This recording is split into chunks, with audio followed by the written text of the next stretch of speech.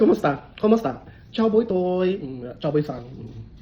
So for today's video guys, I just want to share with you with my experience. Ang mga scenario lang for today, a couple weeks lang, nalaki share about sa kanaganing handling corporate accounts because we are in sales. So especially na nag-handle ng residential and corporate accounts. So ang scenario namin is corporate accounts. So namin agent, veteran nga agent, very professional, neat and clean, neat and clean. This of course one of the requirements pag once corporate account ka, presentable, dili ka bulingit, dili ka lang. Of course, mo gina siya dapat humot ka nga mo present sa customers about sa imong product. Oo. So ako gini-fight kay I know nga veteran gid siya nga agent.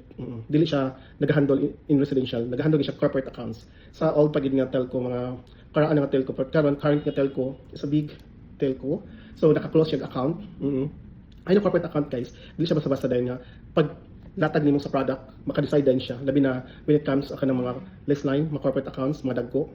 Daghan pa na yung mga decision maker para mo proceed or undergo pa mga meeting, everything. Daghan pa na yung mga proseso. So dili ina kasi nga dali nga ma-fill up nimo nga efforts nimo ang client para mo perma, di ba? So kana siya considerable na siya nga mga scenario or kana mga situation.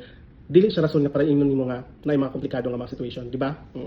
So nami agent naka-close ya og corporate account, less line yang close school, a big school, university. So nag-start siya og kanang build way back 2024, October yata yun. So almost 5 months ang iyang pag-build.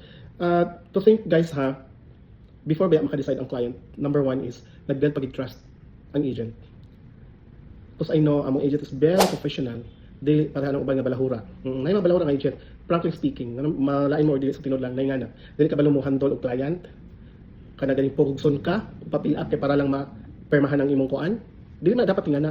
Dili na siya nga mapapaagi, dili na mo ang training. Kung ang corporate account gid, maghulat jud ka kung saan na nimo pagkuan ng customer. Tapos I know kabalog sa handle corporate account.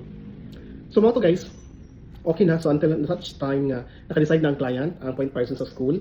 So nalay mga changes gamay. So nag-send na proposal. To think ha, okay na gid ang tanan, nag-send na alala. Unfortunately, nalay error lang gid ang RFQ. So gamay nga trials. So di ka to siya reason nga parang imo siyang himo no problem. So since gamay man error, so gipa-correct.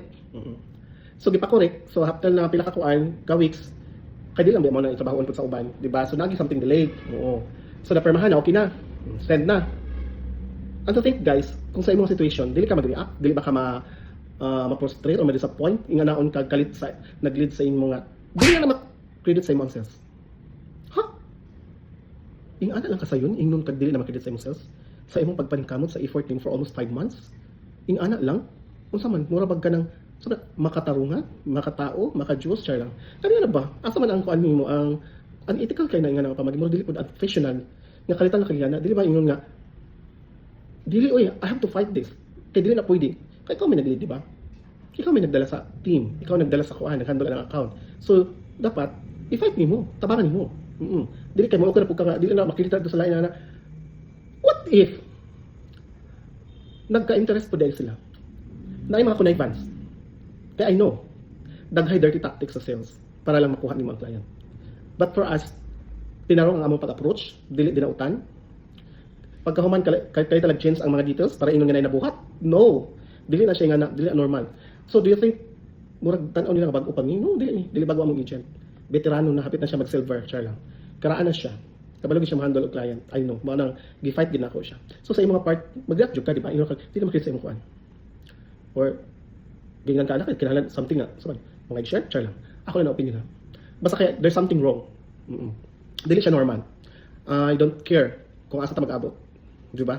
Kasi basta na ako sa right, na ako sa akong sakto nga kuan, pamaagi, I will fight. Ana ra gid guys. Basta lang di lang tamag mamintaha. Amo gid na. Di ta mamintaha sa tingin katawo, di ta manglamang.